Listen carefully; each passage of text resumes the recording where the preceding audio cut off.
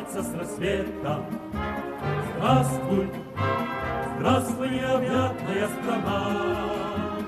У студентов есть своя планета. Это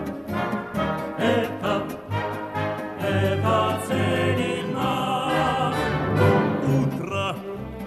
Утро начинается с рассвета.